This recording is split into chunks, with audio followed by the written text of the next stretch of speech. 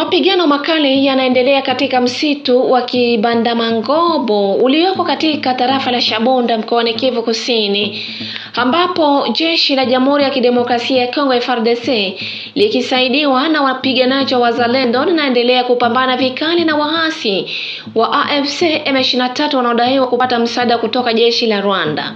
Kwa mujibu wa taarifa kutoka vyanzo vya ndani, mashambulizi hayo yamekuwa na lengo la kuzuia waasi kufika makao makuu ya tarafa la Shabunda, eneo linalotambulika kuwa na utajiri mkubwa wa madini hususan dhahabu na kasitiri.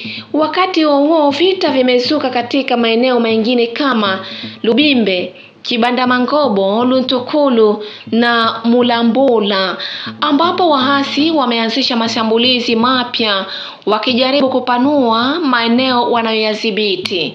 Mashahidi wanasema mapigano hayo yamesababisha wananchi wengi kukimbia makazi yao, huko visa vya uporaji na uharibifu wa mali za raia vikirekodiwa.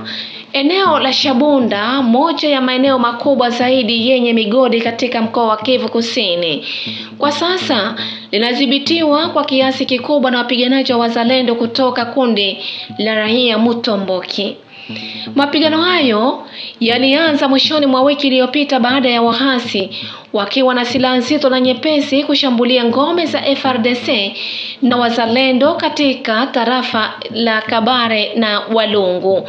Kwa mujibu wa vyanzo vya eneo hilo, vijiji vya Chulwe, Mwegerera, Lubuhu, Ikambi na Luhago viliangukia mikononi mwa waasi baada ya FARDC kufanya uondoaji wa kimkakati.